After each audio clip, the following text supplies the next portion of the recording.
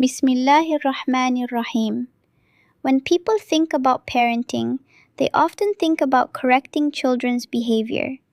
They think about discipline, education, manners, or academic success. But in reality, parenting begins much earlier than that. It begins with understanding our own responsibility before we try to shape the next generation. One of the biggest misconceptions today is that raising children is primarily the mother's responsibility. Many fathers sincerely believe that providing financially is enough, while the mother takes care of everything else. But that is not the picture presented in our Islamic upbringing. A father has an irreplaceable role in the emotional and spiritual development of his children. Children do not simply need a provider, they need a father who is present. They need a father who plays with them, speaks to them, laughs with them, and becomes part of their everyday life. The example shared in this discussion reminds us that Imam Ali alayhi wasalam would spend time with his children. Playing with children was never considered a waste of time. It was part of raising them. Sometimes we think meaningful parenting only happens during serious conversations. But many of the strongest memories children carry into adulthood are created during simple moments of laughter, games, and shared experiences. Children don't measure love by expensive gifts.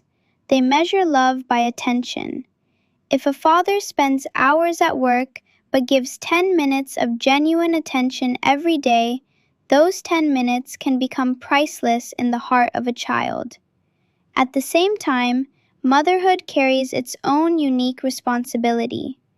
Before a mother teaches her children, she must continue teaching herself.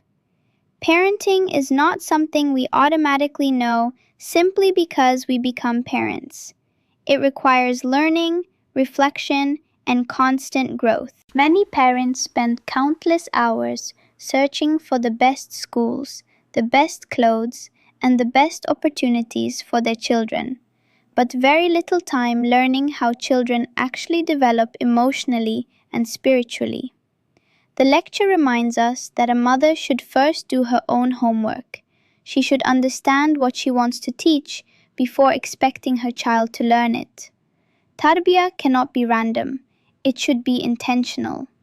One of the most beautiful points mentioned is that parenting is not limited to one special lesson every week. It doesn't happen only when we sit our children down for a lecture. It happens while walking together, while eating together, while driving together, while playing together, and while doing ordinary daily activities. Every moment becomes an opportunity for education. Sometimes parents worry because they don't have enough time to organize formal Islamic lessons every day. But tarbiyah is much simpler than that. As parents, we should learn to make Islam part of ordinary life. When we are sitting together, when we are cooking, when we are cleaning, when we are traveling. Every one of these moments can become a lesson. Children learn naturally when faith becomes part of everyday conversations. Another beautiful method mentioned in this discussion is teaching through repetition. Children love rhythm. They love rhyme. They remember things they hear repeatedly. Instead of thinking education always requires long explanations, we can gently repeat small ideas every day until they become part of the child's heart. Just as children easily memorize songs or nursery rhymes, they can also memorize beautiful Islamic words when they hear them regularly in a loving environment. This is why consistency is more powerful than intensity. You do not need to teach everything today. Teach one small lesson. Repeat it tomorrow. Repeat it next week. Allow it to grow naturally. The lecture gives a wonderful example of introducing children to Allah through love instead of fear. When showing affection to a child, tell them, "Mama loves you because Allah loves it when we show love." When kissing your child, remind them, "The Prophet becomes happy when we love one another." Notice how different this approach is. Instead of making religion feel like a list of rules, it connects every beautiful emotion back to Allah and His Messenger. The child slowly begins associating Islam with love, mercy, warmth, and happiness. That emotional connection stays with them for life. Children should first fall in love with Allah before they begin learning responsibilities. One practical example mentioned is introducing wudu in a gradual and meaningful way. Rather than expecting young children to learn every detail immediately, begin with something very small. Even washing the hands can become a lesson. While washing the hands, remind the child, one day these hands will hold good books. One day these hands will give charity. One day these hands will help people. Suddenly, washing hands is no longer just washing hands. It becomes a reminder of purpose. The lecture emphasizes moving slowly. Do not rush from one lesson to another. Teach one concept. Allow it to settle. Sometimes parents become anxious because they want their children to memorize everything quickly. But hearts develop gradually. The speaker explains how even one simple action may remain the focus for months before introducing something new. That patience is part of successful tarbiyah. Today's world encourages instant results. We expect immediate obedience, immediate understanding, immediate change. Children, however, do not grow like machines.